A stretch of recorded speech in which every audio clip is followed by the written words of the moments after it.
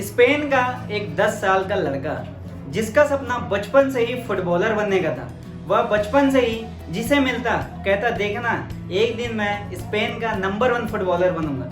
एक दिन वह अपने पेरेंट्स के पास जाता है और अपने सपनों के बारे में बताता है कि वह क्या बनना चाहता है। उसके पेरेंट्स उसका साथ देते हुए उसे स्पेन के नंबर 1 कोचिंग इंस्टीट्यूट में दाखिला कराने लग जाते हैं। अब वो जो बच्चा होता है वो फुटबॉल ग्राउंड जाने लग जाता है, वह कोच से लगातार मिलने लग जाता है। वह जब भी कोच से मिलता वह कहता कि देखना एक दिन मैं स्पेन का नंबर 1 फुटबॉलर बनूंगा। हमारे यहाँ का जो बहुत बड़ा रियल मैड्रिड है क्लब है, वहाँ मैं जरूर खेलूंगा। बच्चे की इस बात को सुनकर कोच सोचते हैं कि ये बच्चा कोई नॉर्मल बच्चा नहीं है, बहुत ही खास बच्चा है। ये जो सीखने के लिए आया है, ये जो खेलने के लिए आया है, इसकी आंखों में चमक है और इसके सपने हैं। तो वह जो कोच होता है वो पूरी शिद्दत के साथ में उस बच्चे को सिखाना स्टार्ट करा देता है, तैयारी स्टार्ट करा देता है। यह सिलसिला पता ही नहीं चलता कि कब 10 साल गुजर जाते हैं और वो बच्चा 10 साल का बच्चा कब 20 साल का हो जाता है।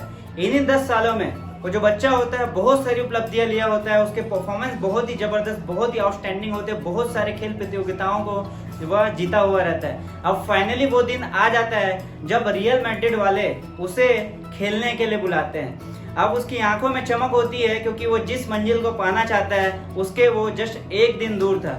इसी बात में वह पिछले शाम को अपने कुछ दोस्तों के साथ में कार में घूमने के लिए जाता है। अब होता क्या है कि अचानक उसकी कार का एक्सीडेंट हो जाता है। एक्सीडेंट इतना जबरदस्त होता है कि वो डायरेक्ट पहुंच जाता है हॉस्पिटल में। अब जो वहाँ का डॉक्टर होता है जब उसके पेरेंट्स को बताता है कि अब आपके बच्चे के कमर के नीचे का हिस्सा पैरालिसिस हो चुका है, लकवा हो चुका है, तो उसके पेरेंट्स के आंखों में आंसू भर जाते हैं। अब वह सोचते हैं कि मेरा बच्चा 20 साल से कितना मेहनत किया हुआ था अपने सपनों के लिए, उसके सपने टूट गए। अब वो अपने बच्चे को समझाने के लिए जाते हैं और कहते हैं बेटा धीरज रख, हिम्मत रख, क्योंकि तेरे आने वाली जो समय है वो बहुत ही विपरीत होने वाली है, बहुत ही कठिन होने वाली है। और उस बच्चे को जब ये पता चलता है कि अब उसके नीचे का पैर काम करना बंद कर दिया तो वह बच्चा बहुत ही ज़्यादा टूट जाता है, उसके पैरों के नीचे से धरती खिसल जाती है।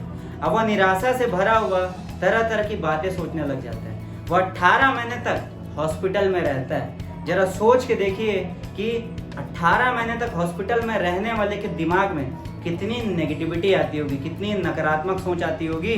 फिर भी वह उन सब नकारात्मक सोच को हटाते हुए आगे बढ़ते हुए वह हॉस्पिटल में ही प्रण ले लेता है कि उसे फिर से कमबैक करना है पॉजिटिव थिंकिंग के साथ में, और वह हॉस्पिटल के सारे समय को सदुपयोग करना स्टार्ट कर देता है। अब वह अपना फील्ड चेंज करता है, फुटबॉल से सिंगिंग की ओर जाता है क्योंकि उसका लिखने पढ़ने और गुनगुनाने में बहुत ही ज़्यादा इंटरेस्ट होता है। वह जो भी मन में आता लिखता, जो भी मन में आता गुनगुनाता। इस तरीके से जब वह 18 महीने तक हॉस्पिटल के बाद बाहर आता है तो दोस्तों आप लोगों को यकीन नहीं होगा कि वही बच्चा 5 साल के बाद एक मशहूर, एक पॉपुलर सिंगर बनकर उभरता है। उसकी एक पॉपुलर एल्बम है the real goes on the same. अगर आप सर्च करेंगे तो आपको पता चलेगा कि ये इतनी पॉपुलर हुई जिनका कोई हिसाब नहीं हुआ। 30 करोड़ से भी ज़्यादा के एल्बम अभी तक से निकल चुके हैं। इनका कितनी ही 30-40 भाषाओं से भी ज़्यादा की भाषाओं में इनका रूपांतरण किया गया। दोस्तों मैं अभी आप लोगों के सामने जो स्टोरी शेयर कर रहा हूँ वो एक रियल स्टोरी है जिसका नाम है जूलियो वेलेसियस। जूलियो वेलेसियस की ज़िंदगी से आपको सीखने को मिलता है दोस्तों कि कितने भी बहुत ज़्यादा मेहनत के बाद आपको अगर कोई भी अचीवमेंट नहीं मिल पाता, आपके सपने टूट जाते हैं, तो आपको फिर से हिम्मत करना चाहिए और दोबारा नए सपने देखने चाहिए और उन नए सपनों को पूरा करने के लिए आपको भरपूर मेहनत करनी चाहिए।